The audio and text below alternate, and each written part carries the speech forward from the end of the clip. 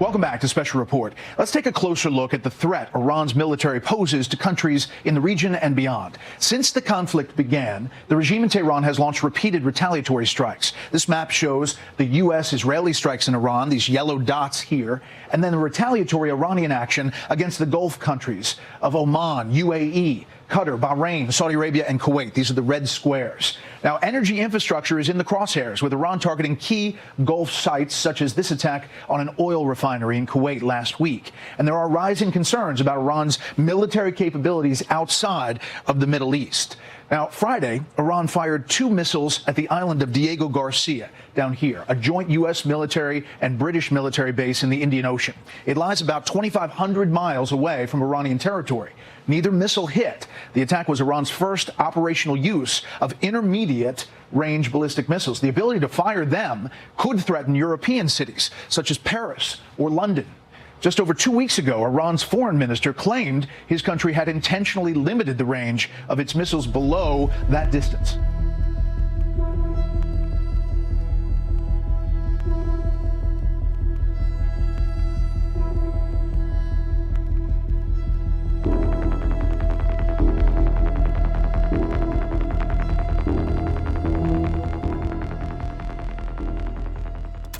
An immediate crisis has been activated. As you see, the Marines are seconds away from landing in the Middle East. 5,000 Marines, 8,000 Marines, who even knows the number? They were coming from Japan. It's been 7 to 10 days and their clock is up. They have made it to their territory of choice, where they need to work with the 22 nations that we mentioned in a previous video to open the Strait of Hormuz. But not only that, but Australia has 25 days left of fuel. So the Philippines has 45 days left of fuel. We need to discuss this, what this means for you as an American. We're also going to talk about the food supply chain and how that's going to be backed up for 6 to 12 months towards the end of this video. Not for anybody in Africa, not for anybody that's in other areas, but in America. Because guess what? If you did not know, America gathers a lot of supplies from none other than the Chinese. And see, when you have already missed that window, there's not much you can do about it when you're on the other side of the world. That's the question right there. What can you do about it? What are you going to do about it? You are seeing the signs that's right in front of us. Countries are coming out saying, hey, we got about 25 days left, 45 days left, and we're tapping into our oil reserves. We still have to have petrol, we still have to have gas, we still have to have diesel and things like that to, you know, have everything run smoothly. And I'm not sure when the last time something like this happened, where countries are really saying, hey, we are running out of resources. So this, for me, I believe that this is bigger than what they're trying to report on. There's so much things going on, so many distractions and stuff, but you really got to pinpoint and see how things are going to really affect you and your household, and it comes right to your doorstep. And this is something that can really affect you, because, you know, that's gas, that's petrol, that's diesel, this is food that we're talking about. This is starting to come into chaos. This is starting to come into confusion. So that's why I say, like, what are you going to do about it? Like, what can you do about it? That's the question that you really need to pray about and ask the Most High, like, hey, how can I move around and be abundant in this time? Listen, Australia's fuel reserves are going out. Now, they have their top fuel reserve as aviation gasoline, which is going to help the planes maneuver to and from Australia. Then they have fuel oil, then liquefied petroleum gas, lubrication oils and greases, you know, like if you need to put oil in your car, you need these different greases to make factories better, all these different things. Then we have crude oil and refinery feedstocks that are running very low. Regular petrol oil for the gas station is very low. Diesel oil, Again, for the trucks, the supply chain in Australia is running very, very low. And the lowest tier is the aviation turbine fuel, which is interesting because this is the turbine fuel that's needed to allow the aircrafts to fly, because you don't want an aircraft to heat up too much to where it's going to explode in the air. So this poses a real threat for Australia. And prior to this, we saw the Philippines come out and say that they have about 45 days, which sounded like a little bit of time. Then Australia came out and said about 25 to 28 days, which is even shorter, okay? Yeah. And so if you are in the Western world, you need to be paying attention to this. Now, here is what the former independent senator Rex Patrick of Australia said about the issue. He was very blunt. He was very clear. He did not jumble his words. He didn't like try to be all nice and soft and everything is. That is not what Rex said. Rex says if people were worried about toilet paper during COVID, wait until they understand there is no food at the supermarket and there's no drugs at the chemist shop, because that's the reality of what happens when diesel storage runs dry. Now let's just play these scenarios real quick together, you and us right here. Like, let's think about diesel. Diesel is what trucks need to supply the entire nation of Australia and America, everywhere, to supply people with food. When you are in these Western countries that are super dependent on a China for food, on a different place for resources, your supply chain is going to be so screwed up and backed up that it plunges you into a very, very dark 2027. Now, they are stating that even if it was all peace tomorrow, today, in the next 45 minutes, if Trump and the new Ayatollah, they're like, you know what, we get along perfectly right now. If that's what actually happens, even if on the off chance that that happens, the food supply chain is already broken down so much to the point that America will be starving by winter. They already broke it down and said the reason is because the fertilizer. Now we know that American soil is not great. American soil does not produce good food.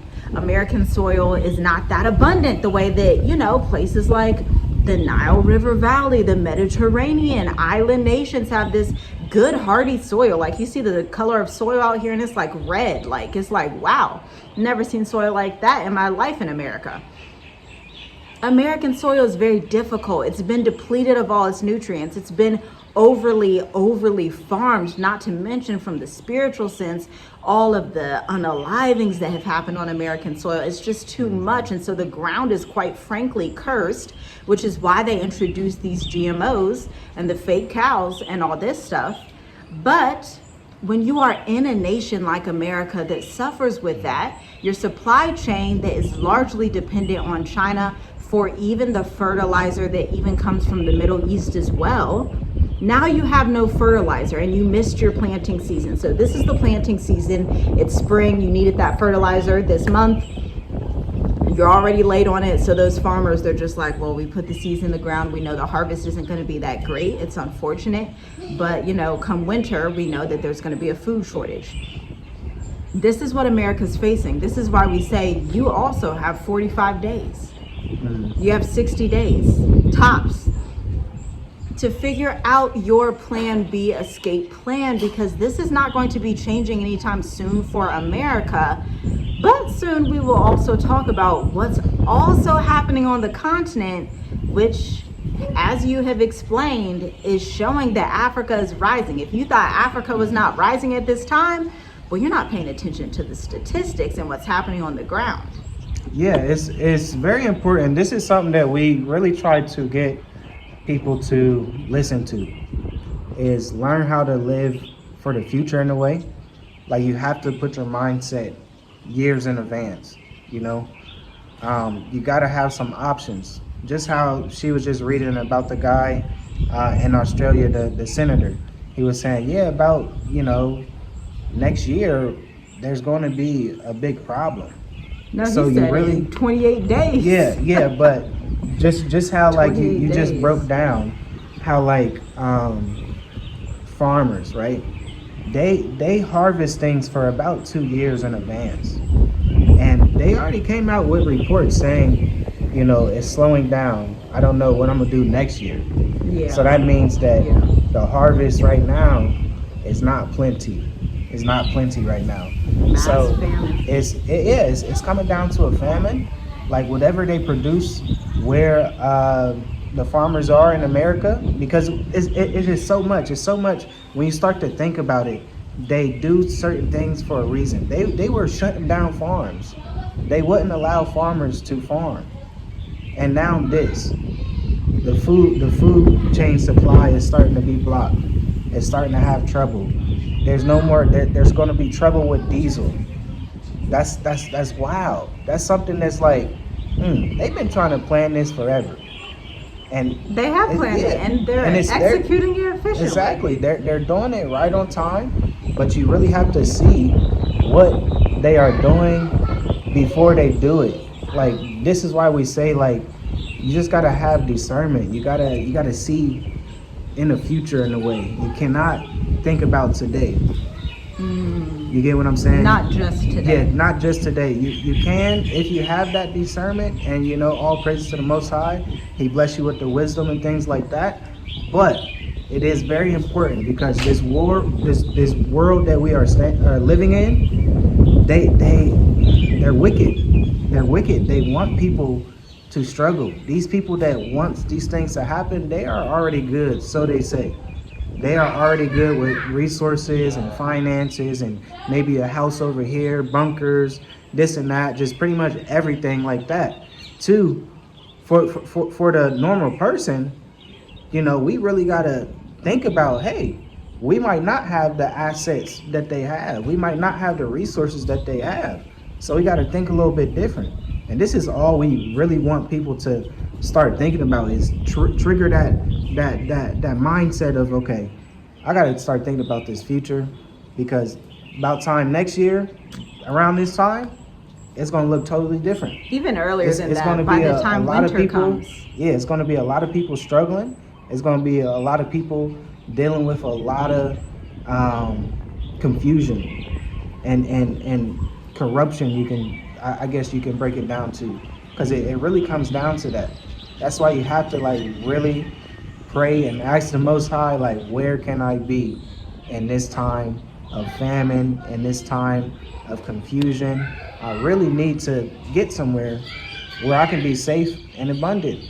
And sustainable. Yeah, that's And so sustainable, good. yeah. And this is exactly why we have the State of the Diaspora coming up. Now, we have been in such a season of increase where people are seeing these videos. They are reaching different demographics around Europe, Australia, all over the continent, all over South America, where people are like, okay, I need to speak to a global mobility advisor. Somebody's that's not just telling me about culture and about what's trending and safaris and this is cute and this is fun and this is investing and all these things, but really sustainability when you are traveling abroad. We had 2 new clients sign up just in the last 12 hours. One for the State of the Diaspora. So one is going to speak to us April 6th, or no, April 5th. I have to get my dates right. April 5th, where we go over the best countries that you can maneuver through on the African continent. Now, these countries are Seychelles, Mauritius, Rwanda, Botswana, Kenya, Madagascar, for a reason, okay? That's what we're going over, as well as our 40-page curriculum that we created at the top of the year and edited and audited for the State of the Diaspora. So then we can get in communications about geomobility. I was reading a blog and they're like, what are the best expat banks?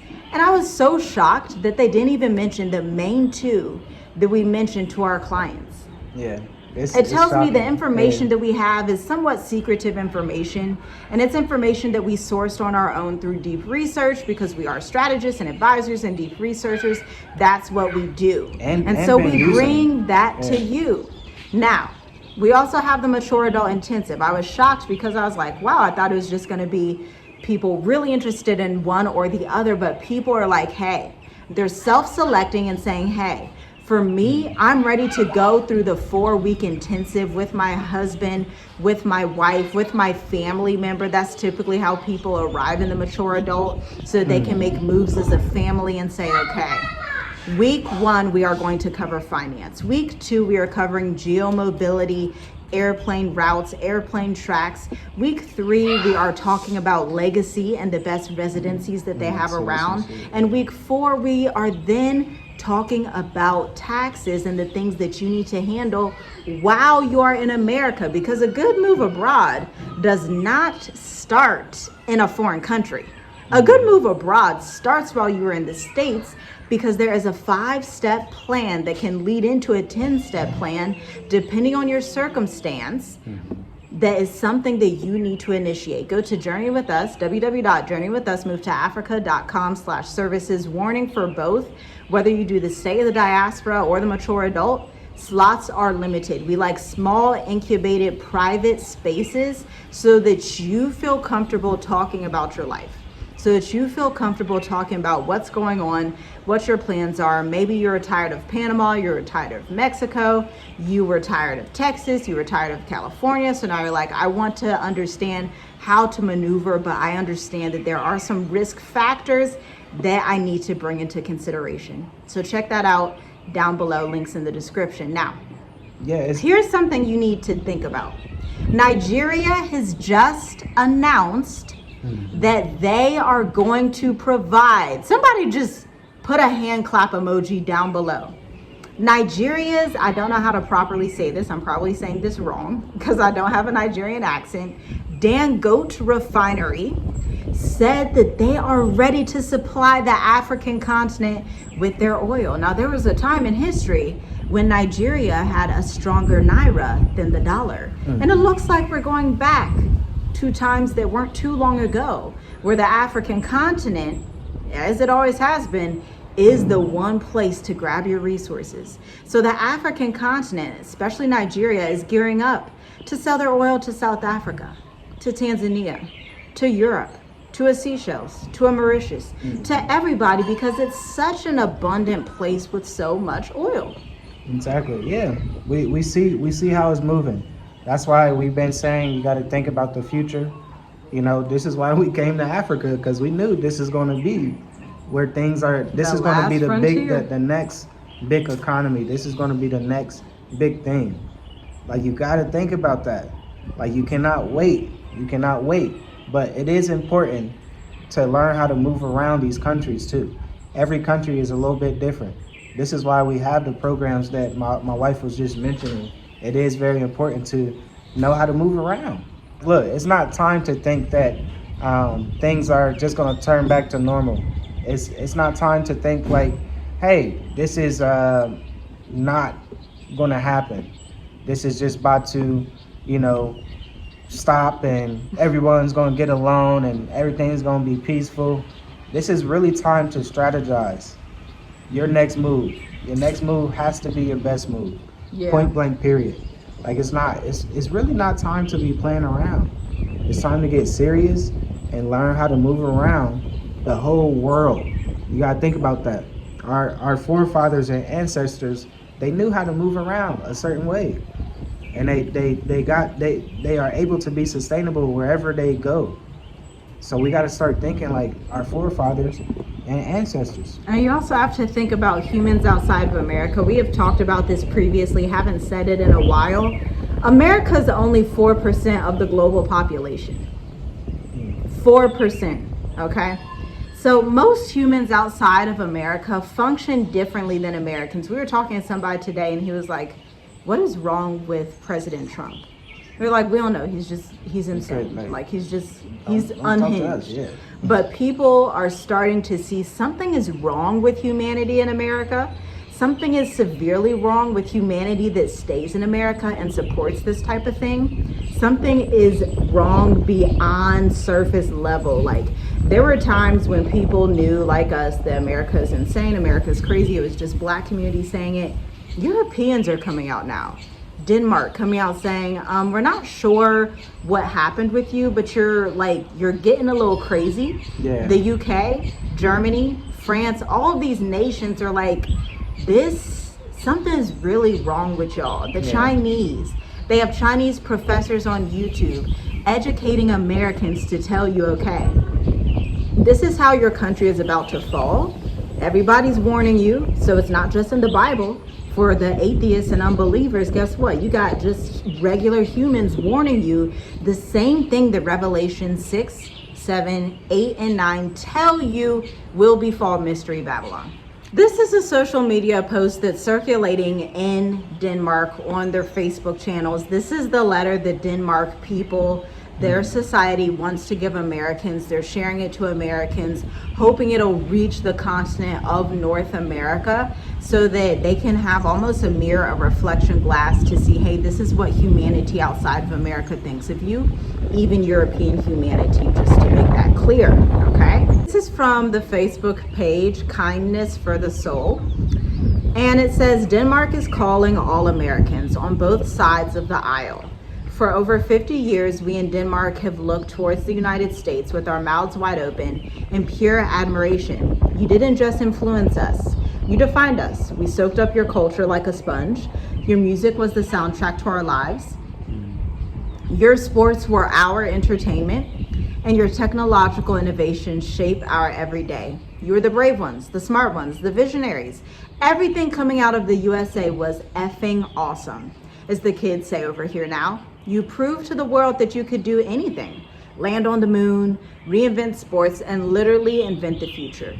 You were our North Star. But now, you've embarked on a project that we just don't understand yet. Hatred. It seems like both sides have finally agreed on one thing: hating each other. It's fascinating to watch a people smart enough to lead the world now spend 100% of their energy on hating their neighbor. Maybe hate is your next big sport. Since you're the brilliant cultural leaders we've always looked up to, there must be a genius plan behind all of this. So could you give us a few tips on the next big thing? How do you hate the right way? Is there a specific technique for spewing toxicity? There must be a genius plan. How do you achieve peak hatred? How do you learn to ignore all logic and history just to win a contest on Facebook? What's the payoff? Is there some kind of rush that comes from living in a nation that's tearing itself apart? Does being this good at hating actually make you happy? Can happy people hate too? Or is it an advantage that you just hate yourself? Thanks in advance for your expertise. We are on the edge of our seats, learning how to effectively destroy everything built over generations. It clearly takes a very specific kind of American genius. We love you, but if you're really good at this, maybe we'll learn how to hate you. Congrats. Teach us to hate. Now I have something to say to the Danes that are posting this content. My only thing that I have to say is that for so long the nations have just kind of forgotten about the slave trades, Jim Crow era. America was never, ever, ever, ever a place in history that was a kind place. It was never a cultural mecca. It was always a hateful place since the enslavement and capture of our ancestors. But then it just spread that hate, and the hate had babies so that they could use that hate. The hate had babies. They could use it in Iraq, Afghanistan, Greenland. They can use that hate anywhere, because when you don't stick up for righteousness from the beginning, you get a society like America, like it is today. But that's why we don't live in America. That's all I have to say to the Danes. That is the reason that you are shocked at the hate, because when it was brown and black faces that were the pinnacle of that hate, the world was quiet. But now that it's everybody else, it's, oh my gosh. But it's like, yeah, that's what people have been trying to tell you for all this time. Yeah, I'll say. But now Babylon has to eat and take what she has sown, and she will be doing just that. Even if we were not on here talking to you today, it would still come to pass, because it's written in the scripture. In Revelations, it says, he who kills by the sword must be killed by the sword. This is the patience and the faith of the saints. Mm-hmm. Yeah, I would say before they were kind of good of hiding the hate in a way. They had systems where everybody was on track with the hate, so they could hide it in a way. But it just started to leak out, and people started to realize what the root and foundation of America is. So of course the world thought, just think about it. The whole world thought America was the greatest place to go to. This is why we have all the immigrants coming to America anyway. They open the borders up so people can come make the American dream, or their American dream that they thought. Yeah. Right? Yeah. So yeah, like the whole world was thinking like that, but now since everybody is starting to realize the foundation and the root of America is that, it's starting to make sense. People are like, okay, wow. But, who are we? We just child of the Most High. So all the Marines are heading into the Middle East. The oil prices are shooting up in Australia, the Philippines, all over the world. And you know what's happening? Africa's rising. Africa's slowly unifying. Nigerians said, our African counterparts, even y'all European counterparts up there, we will supply you with the oil. Of course, you're going to pay the top dollar, but we will supply you out of the Nigerian refineries. Shout out to Nigeria. That's just a beautiful thing. Africa is so resourceful, and it's great, and it's such a blessing to be on the most resourceful continent that exists this day in modern times, because as the nations continue to rage and fights amongst each other, the Middle Eastern, the Arabs, the Europeans, the Americans, the South Americans, all of the folks are raging and fighting. The rise of Africa is here, and there's nothing anyone can do to stop it. It is in full force. By the time you wake up in 6 to 12 months, you're going to see a new day in Africa. You're going to see a new time. And so you have to ask yourself, do I want to be a part of that equation? Again, visit the links in the description. You can join the State of the Diaspora that takes place April 5th. Now, again, somebody already signed up, so the spots are limited and they are moving along quite quickly because the channel is increasing a lot in this season. And so the more people you have viewed, the more people want to sign up with interest. They look at the website and they're like, okay, I need to do this, especially after we have served so many clients. So many people are moving to various territories across the world, getting retirement permits, digital nomad visas, not stuff that's like 30, 60, 90 days. Y'all know we don't really do that game, because if you want to leave America, it's not just dependent on your US passport. Your exodus out of America does not depend just on your US passport. It depends on your specific circumstances, how old you are, if you're 50 and under or 50 and above, what type of rental properties you have, what type of business you have, what industry is said business in, to figure out which residency works best for you. This is why getting a passport is not necessarily the only step that needs to be done. You need to do the legwork up front. We know that can be exhausting. That can be like, whew, how am I supposed to do that? That is what Journey With Us is here for. Collectively, over 4 million views to date on this channel, serving over 1,000 clients, using our different programs from Dream Life Africa to State of the Diaspora to the Mature Adult Intensive. It's such a beautiful thing. I just want to remind you, do not look for jobs on the continent.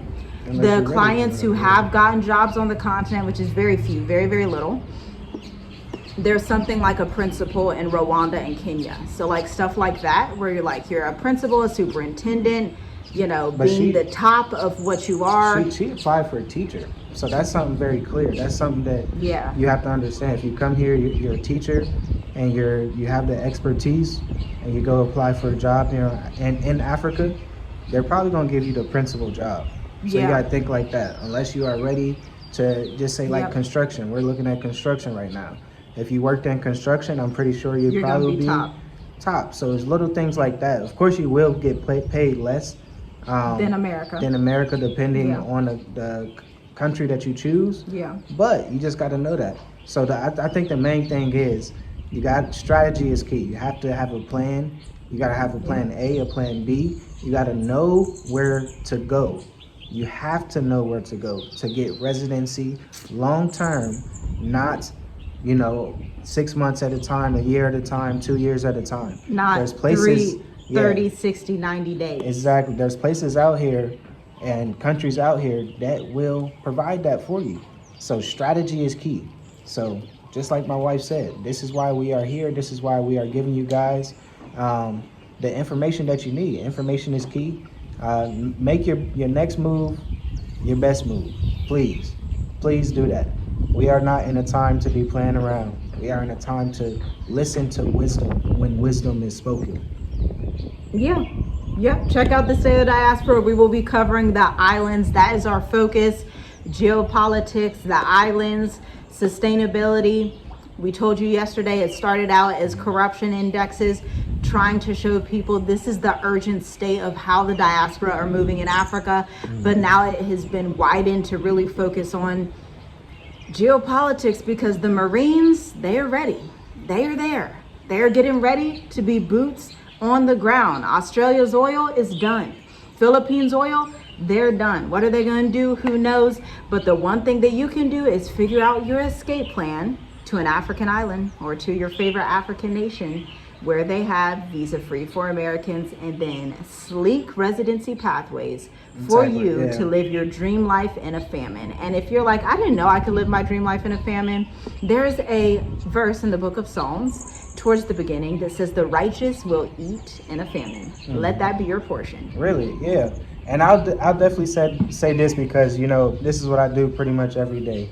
Learn how to move around this market too, because what is happening, and Donald Trump just how he was saying how, we're in negotiations and talks with Iran, and then the market shot up. So there are certain things that I'm telling you guys, it's not a joke. This is something that's very serious. Like, the market shot up trillions of dollars, and then when